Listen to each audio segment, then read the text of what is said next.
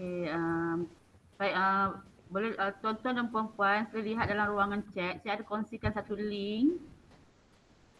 Boleh dengar tak suara saya? Dengar. Okey. Link tersebut saya mohon tuan-tuan dan puan-puan tolong jawab sekarang.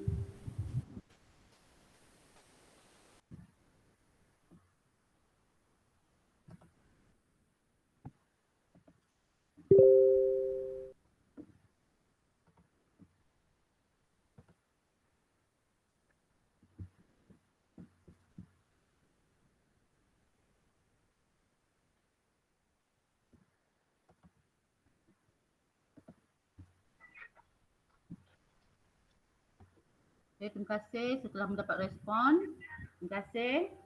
Okey, kenapa berlaku ni saya minta sebenarnya slot saya ni teacher's question. Saya nak cuba dapatkan contoh soalan yang sering tuan-tuan dan puan-puan tanya semasa dalam kelas. Okey ya. Baik, antara soalan-soalan yang diberi ini ialah kenapa ia berlaku? Adakah anda faham? Apakah yang kamu lihat? Wajarkah penggunaan ubatan tradisional? Fahamkah ditahan? Mengapa? Dapat tak apa yang dibincangkan dalam kelas pagi ini? Apakah perbezaan yang dapat kamu perhatikan sebelum dan selepas penyiasatan? Okey, baik. Okey, teruskan lagi. Boleh faham ke tak apa yang dipelajari hari ini? Dengar suara saya ya? Dengar. Apakah konsep yang telah dipelajari? Okey, kalau kita tengok soalan-soalan yang dikemukakan oleh tuan-tuan dan puan-puan. Okey, boleh teruskan lagi. Ada yang tanya, part mana yang awak tak jelas? Okey, baik. Terima kasih kerana memberi respon. Okey, tolong nyatakan semula apa yang cikgu sampaikan tadi. Ini soalan jenis apa? Apa yang anda perhatikan? Ini apa pula? Okey, baik, tak apa.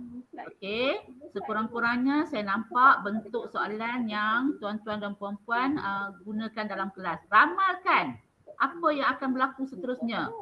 Adakah anda bersedia untuk pembelajaran hari ini? Okey, baik. Terima kasih semua kerana memberi respon. Okey. Okey, sekarang saya tunjukkan slide. Nampak slide tak? Nampak. Okey. Baik, tujuan slot ini adalah untuk kita tengok sebenarnya kita ada soalan yang jenis, pelbagai jenis soalan. Tadi Cikgu Nursiah kemukakan kadang-kadang bila kita kemukakan soalan tu dia ada soalan yang jenis boleh disiasat, kadang-kadang ada soalan yang tak boleh disiasat. Dan saya share satu lagi iaitu ada soalan-soalan yang kita kategorikan sebagai soalan-soalan yang produktif. Apakah yang kita maksudkan dengan soalan-soalan yang jenis produktif? Adalah soalan-soalan yang saya tunjukkan ini. Nampak ya slide ini? Okey, ada 1, 2, 3, 4, 5, 6. Lebih kurang. Ini antaranya yang dikatakan soalan jenis produktif. Okey, ada 6 semua soalan. So kita tengok dengan penerangannya sekali. Okey, attention focusing soalan ni.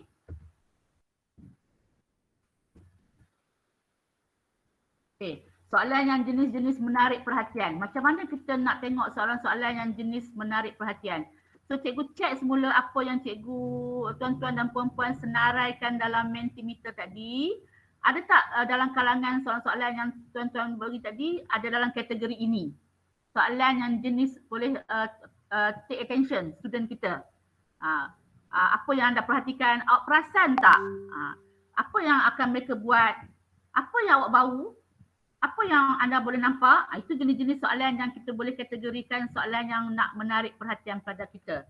Okay, ya? Tak apa, nanti kita tengok ni saya akan bentangkan apa yang kita boleh kategorikan soalan-soalan yang kita nak ajukan kepada pelajar dan kita boleh katakannya sebagai soalan yang boleh merangsang pemikiran pelajar. Baik, kalau kadang-kadang kita ada soalan-soalan jenis yang semasa kita jalankan aktiviti, kita minta pelajar berapakah suhu yang boleh anda catatkan? Itu kategori soalan-soalan yang jenis mengukur, mengira. Okey, tujuan soalan begini ialah kita nak bantu pelajar supaya teliti. Okey, kata semasa mereka membuat sebarang pemerhatian, semasa aktiviti. Jadi mungkin kita boleh tanya, kita tak boleh kata kita mungkin juga bertanya apa yang anda perhatikan, boleh juga, itu berbentuk pemerhatian. Tetapi kadang-kadang kita nak mereka lebih tepat lagi. Okay. Berapakah, catatkan bilangan gelembung udara yang anda perhatikan. So murid-murid kita akan bilang bubbles yang terhasil. 1, 2, dia akan bilang. So tujuan soalan-soalan jenis ini kadang-kadang kita perlu juga. Kadang-kadang kita tanya soalan apakah yang anda perhatikan. Jadi pelajar-pelajar mungkin jawab terdapat gelembung-gelembung udara. Okey cikgu, betul ya? Tetapi ada ketika kadang-kadang kita nak lebih produktif, kita bagi soalan yang jenis nak pelajar-pelajar kita lebih precise, lebih teliti, lebih accurate. Catatkan berapakah bilangan gelembung yang terhasil dalam setiap minit ataupun dalam setiap 5 minit. Jadi pelajar-pelajar kita akan lebih orang kata teliti untuk membuat pemerhatian. Tidak sekadar mengatakan terdapat gelembung-gelembung udara. Itu contoh soalan-soalan yang dikatakan jenis produktif. Kadang-kadang kita perlu juga bagi kepada murid-murid kita soalan-soalan yang begini. Okey, kadang-kadang ada juga soalan-soalan yang jenis perbandingan. Bandingkan, kita suruh budak-budak kita bandingkan apabila menggunakan radas A ataupun menggunakan spesimen A dengan spesimen B. Kita minta mereka bandingkan. Jadi apa tujuan soalan-soalan ini yang kita bagi pada mereka, yang kita katakan soalan ini jadi produktif, sebab kita nak bantu pelajar-pelajar kita dari segi pemikirannya, dia berupaya untuk membuat analisis, boleh mengelas. Okay? So soalan ini mungkin kalau perbandingan ini termasuklah pelajar-pelajar kita berupaya membuat perbezaan dan berupaya nampak persamaan antara dua perkara. Jadi itu yang kita letakkannya juga dalam kategori soalan yang jenis produktif. So analyze, classify itu adalah antara kemahiran berfikir dan kemudian sains yang sama ya. Okey. Ada juga soalan yang jenis kita nak mereka tengok dari segi kita nak galakkan mereka membuat ramalan. Okey, terhadap satu-satu fenomena. Contohnya kita bagikan mereka satu kes, satu graf, kita nampakkan graf itu sedemikian, kita akan tanya. Mungkin graf itu menunjukkan terhadap masa, terhadap hari, what will happen sekiranya masuk kepada hari yang ke-8. Jadi kita nak pelajar tu, menggalakkan pelajar-pelajar tu supaya dia lebih explore. Dia mampu membuat ramalan terhadap fenomena. Sebagai contoh, katakanlah data yang kita bagi tu dah digambarkan dalam bentuk graf. Okey, dah digambarkan dalam bentuk graf. Jadi kita nak merangsang pemikiran pelajar-pelajar kita sehingga mereka boleh tengok data tersebut dan mereka boleh membuat sesuatu ramalan. Contoh, okey ya. Ataupun mungkin juga contoh dari segi bilangan. Letak satu pemangsa, letak satu mangsa. Contohlah kan. Jadi pelajar-pelajar perhatikan dari segi bilangan, dia tengok hari yang pertama banyak ni. Hari yang kedua mangsa dah berkurang. Hari yang ketiga contoh. Jadi kita nak pelajar-pelajar kita berupaya membuat sesuatu ramalan berdasarkan data ataupun maklumat yang diberikan. Jadi kita sebagai cikgu, tuan-tuan sebagai cikgu, kena tengok situasi ataupun bahan yang macam mana yang sesuai kita nak tanya mereka supaya mereka boleh explore lagi. Jadi soalan itu mungkin what will happen? Apa yang akan berlaku sekiranya? Apa yang akan berlaku sekiranya katak dikeluarkan daripada kotak itu? Apa akan berlaku pada bilangan lalat? Contohlah kan. Jadi maksudnya soalan-soalan yang memerlukan pelajar-pelajar lebih memerhati, lebih explore, lebih tengok pada fenomena ataupun apa yang akan berlaku seterusnya pada sampel yang diberi. Okey ya. Contoh soalan jenis produktif yang lain, mungkin soalan tu jenis-jenis yang nak budak-budak ni menyelesaikan problem solving, penyelesaian masalah. Okay, ya. Jadi mungkin soalan tu kita kata macam mungkin anda pelajar-pelajar boleh mencari satu cara bagaimana. Maknanya itu soalan-soalan jenis kita kemukakan masalah pada mereka. Okey. Kita bagi case.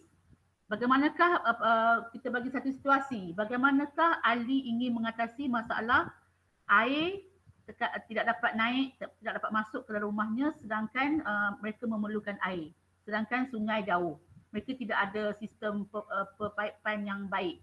So bagaimanakah ahli ingin menyelesaikan masalah ini? So di sini kita galakkan pelajar-pelajar untuk membuat satu satu cara macam mana nak menyelesaikan masalah. Di sinilah kita perlukan ada pelbagai disiplin, mungkin ada disiplin konsep sains itu sendiri, konsep tekanan, okey. Kemudian mereka perlu design satu model ke, okey, proses daripada design tu engineering design berlaku. Mungkin dia perkira berapa jarak rumah mereka ke sumber air. So, jika soalan sebegini sebenarnya ya, soalan-soalan ginilah yang kita katakan soalan-soalan yang jenis produktif. So, cikgu tengok balik soalan yang cikgu kemukakan tadi. Ada tak antara soalan yang dikemukakan tadi yang merupakan soalan yang kategori dia jenis yang produktif? Maksudnya produktif ni sebenarnya kita memberi ruang kepada pelajar-pelajar untuk mereka lebih memahamkan lagi sesuatu perkara melalui experience mereka sendiri. Okay. Kemudian mungkin juga kadang-kadang bila kita lakukan aktiviti dalam kelas, contohnya air kapur keruh. Kita mungkin nak tanya pelajar-pelajar supaya kita nak nampak diorang lebih memahami konsep sains itu sendiri. Mungkin kita boleh tanya apa alasan yang menyebabkan air kapur keruh. Maknanya kita nak tengok macam mana mereka boleh nampak pemahaman sedia ada. Okay, mereka boleh menceritakan reason sehingga menampakkan air kapur itu keruh. Contoh. Okey ya. Itu contoh. Baik. Jadi berkait dengan soalan-soalan investigable, non-investigable yang Cikgu Nursiah terangkan tadi, sebenarnya satu cerita lah, maknanya yang kita sebagai cikgu-cikgu dalam kelas, bila kita melakukan sebarang aktiviti, sebenarnya kita tidak boleh lari daripada penyoalan. Sebagaimana yang saya ceritakan dalam slot pengenalan tadi, antara elemen IBSE, antara orang kata ciri-ciri IBSE, dia mesti ada penyoalan. Tetapi penyoalan itu mestilah antaranya penyoalan yang boleh disiasat. Kalau kita tanya soalan, apa ini? Jadi apa ini kadang-kadang nampak macam sempit. Okay? Ataupun kita tanya soalan, kalau saya guna apakah yang akan berlaku sekiranya saya mengguna faktor apakah yang mempengaruhi ayunan bandul contohnya. Jadi jelas. Soalan-soalan itu adalah jelas, bermaksud pelajar ataupun murid dia kena buat satu aktiviti ataupun penyiasatan untuk mengetahui apakah faktor yang mempengaruhi ayunan bandul. Itu satu contoh. Itu untuk jenis-jenis yang bereksperimen. Tetapi cikgu-cikgu ataupun tuan-tuan dan puan-puan, IBSE ni kena faham ya, dia tidak semestinya eksperimen. Ada juga aktiviti IBSE yang tidak melibatkan eksperimen. Jadi kita nak tetapkan juga dia adalah IBSE punya strategi, masih lagi IBSE tetapi tidak ada eksperimen. So di sinilah kemahiran guru-guru untuk menggunakan soalan-soalan yang jenis-jenis produktif. Kalau yang tidak melibatkan eksperimen. Okey. Dan soalan-soalan produktif ni pun sebenarnya memang dengan sendirinya kalau kita buat eksperimen dengan pelajar-pelajar ataupun aktiviti hands on, dengan sendirinya soalan-soalan produktif ni memang akan hadir. Apakah yang anda perhatikan, bolehkah anda terangkan apakah yang akan berlaku dengan sendirinya. Tetapi ada situasi tertentu, kadang-kadang kita tak buat pun aktiviti jenis hands on. Tetapi kita tetap kena gunakan soalan-soalan yang jenis produktif. Bermaksud tetap nak menggalakkan pelajar-pelajar untuk berfikir. Mungkin kita tak buat eksperimen. Contohnya kita ajar tajuk pertama biologi, sel haiwan, sel tumbuhan. Contoh permulaan pengenalan tajuk sel haiwan, sel tumbuhan. Awal-awal tu tidak ada buat eksperimen. Tetapi kita tetap nak bagi juga soalan produktif. So kita boleh bagi soalan, buat perbandingan antara sel haiwan dan sel tumbuhan. So pelajar-pelajar dia boleh menganalisa lah. Dia boleh mengkelaskan lah. Sel haiwan macam gini ciri dia. Sel tumbuhan macam gini ciri dia. Sekurang-kurangnya walaupun untuk tajuk ataupun subtajuk perbandingan sel haiwan, sel tumbuhan tak melibatkan eksperimen, tetapi kita masih lagi membolehkan pelajar-pelajar untuk berfikiran, kata menggalakkan mereka berfikir dengan kita memberikan mereka soalan-soalan yang jenis produktif. Okey ya. Baik. Jadi kalau kita lihat ini antaranya, mengapa kita perlukan soalan-soalan jenis produktif? sebab kita ini antara soalan-soalan yang kita boleh reflect balik diri kita. Adakah kita guna soalan produktif kat murid-murid kita? Okey, tak apa, pandangan ni nanti kita boleh gunakan, kita boleh kongsi pandangan kita dalam ruangan chat ataupun dalam WhatsApp nanti ya. Saya tak akan ambil masa untuk bertanya kepada tuan-tuan dan puan-puan tentang soalan-soalan ini, memandangkan masa sangat suntuk. Tapi saya nak juga tuan-tuan dan puan-puan tengok soalan-soalan ini. Boleh tak kita guna soalan-soalan produktif pada pelajar kita, sesuai ke? Boleh tak kita ada perbezaan tak kalau kita guna soalan-soalan jenis produktif dalam aktiviti hands on? Kalau kita tak guna soalan produktif jadi apa? Kita biar je budak buat aktiviti. Kita tak kemuka apa pun soalan. Okey ke tak okey? So soalan-soalan yang saya kemukakan ini, cikgu tengok balik, cikgu boleh respon soalan-soalan ini di ruangan chat ataupun dalam WhatsApp nanti ya. Okey, baik. Jadi sebenarnya kelebihan jika kita sebagai cikgu sains, kita memahirkan diri kita dalam menggunakan soalan-soalan jenis investigable, soalan yang boleh disiasat, soalan-soalan jenis produktif. Sebenarnya dia satu perkara yang boleh memberi panduan kepada kita untuk melaksanakan aktiviti itu secara fizikal dan mental sebagai guide. Okay. Dan dia juga merupakan panduan juga kepada pelajar-pelajar kita untuk mencapai satu kefahaman yang diharapkan. Contohnya kita mengharapkan satu kefahaman terhadap satu topik. Okay. Dengan adanya soalan-soalan jenis produktif ini, kita sebenarnya memandu, membimbing pelajar-pelajar kita supaya mereka mendapat kefahaman yang lebih. Setengah pelajar, saya sangat yakin cikgu-cikgu di sekolah, tuan-tuan perempuan di sekolah, setengah pelajar dia seronok buat aktiviti. Tapi bila tanya apa dia tak tahu. Ada ke tak ada macam tu? Ada. Dia seronok buat aktiviti. Dia tanya so macam mana ya, apa peranan gas oksigen ya terhadap nyalaan terhadap kayu uji berbara? Apa peranan oksigen ya? Tak tahu cikgu. Lepas tu kan buat pula kayu uji menyala, masukkan dalam tabung uji. Bunyi berlaku apa? Bunyi pop kan? Oh, dia pun seronok buat kan? Seronok buat aktiviti. Pop, bunyi pop. Tapi bila kita tanya, dia pun tak boleh jawab. Sebab mungkin kesilapan kita, mereka buat aktiviti hands on, buat semua boleh buat, seronok. Tapi ada satu benda yang tercicir. Ada satu benda yang tak capai, iaitu dari segi fizikal tu mereka buat, dia perjalankan. Tapi dari segi mental tu, cikgu rasa macam mana? Dia pun boleh buat, ambil kayu uji menyala, masukkan dalam tabung uji yang ada gas hidrogen, bunyi pop. Betul? Dia pun boleh buat. Tapi bila kita tanya dari segi penakulan, apa dia orang tak boleh jawab. Sebab kita telah tidak menggunakan soalan-soalan jenis produktif untuk membantu. Sebab ada pelajar yang mereka kefahaman dia rendah ataupun kebolehan mental dia lemah. Okey, ada pelajar yang macam tu. Yang perlukan kita bimbing mereka. Ada pelajar yang memang orang kata bijak dan tanya sikit ataupun tak tanya pun mereka dah nampak dah.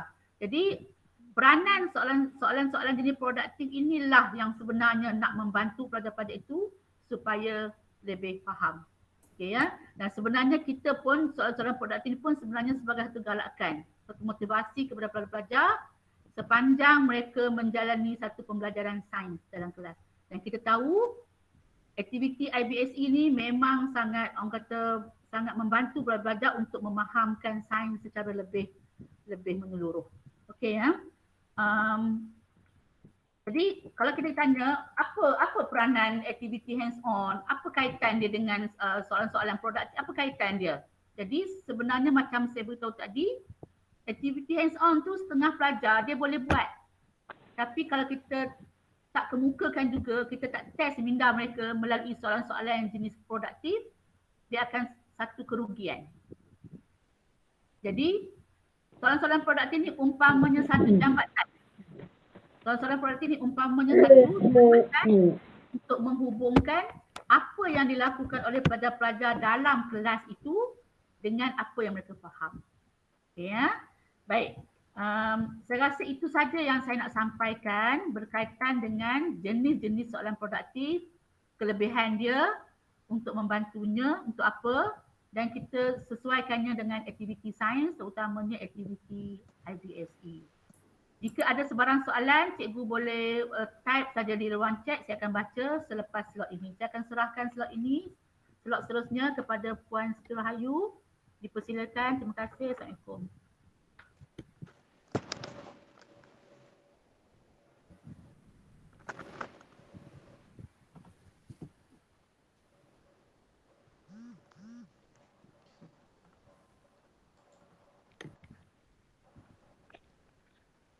Okey, Assalamualaikum. Cikgu, saya nak minta izin untuk saya off kamera, boleh ke? Saya nak bercakap betul-betul depan. Boleh. Boleh. Okey, terima kasih.